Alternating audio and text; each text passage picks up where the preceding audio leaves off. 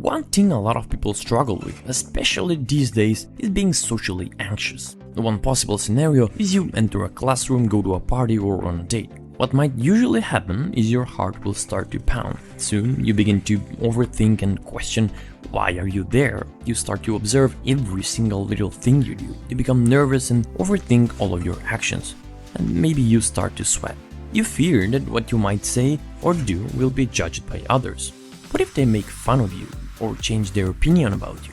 In any case, one thing is certain, you're not being yourself at all. This is not you, at least not the fun, talkable and interesting person you are when you're comfortable.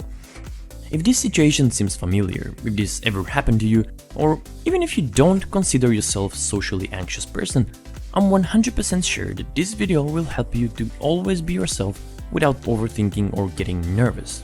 So, how can you be yourself every time and in front of everyone?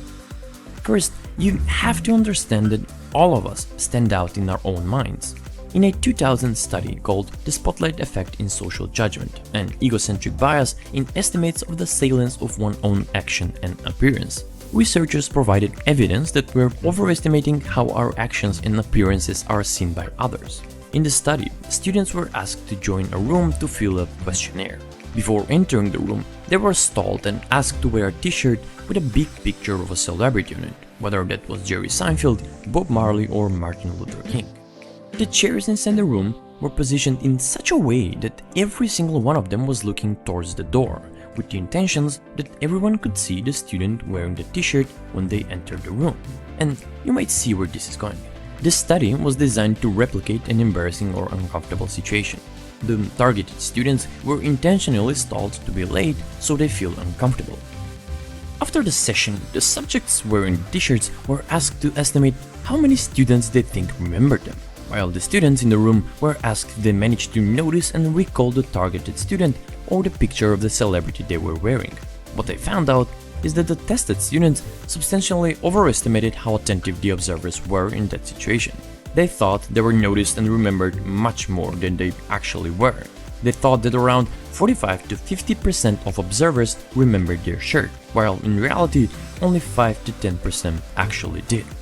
The study was also repeated with modified versions, where students were asked to discuss on a given subject for 20 minutes. In that case, students thought their mistakes and their positive contributions were noticed more by fellow students, which was not the case. The evidence in this research supports that people tend to believe they stand out more in the eyes of others, both positively and negatively, than they actually do. This phenomenon is called the spotlight effect, because people feel the social spotlight shines brighter on them. So, the next time you're entering a room, remember this study, remember the spotlight effect, and it should calm you down, because you're noticed less often than you think. If you're going on a date, remember that your date feels the same social spotlight on them, and that they are preoccupied with their thoughts to notice your mistakes. There is this new culture emerging on short videos like TikTok and Reels, where people start to glamorize main character energy. The objective reality is that you're a secondary character to almost everyone else's life. And that's a good thing to remember when you're feeling anxious in public situations. And if you're still not convinced that the spotlight effect actually exists, ask yourself this: why do you almost always remember your own social blunders, but you rarely remember the blunders of other people? And this leads us to the second point. When you're feeling anxious in a social setting, after thinking of the spotlight effect and realizing that others have the same fears, what you can do next to amplify the effect of this phenomenon and lower your anxiety even more is to start observing other people. The eye is a powerful organ, and aside from receiving visual sensations, it also directs attention, which is very, very important.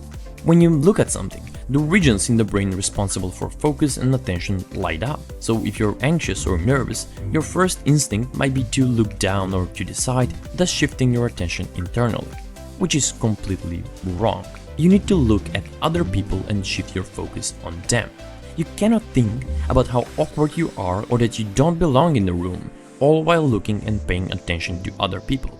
The mind cannot focus on two things simultaneously, and in your case, you can use this limitation of the human brain to your advantage.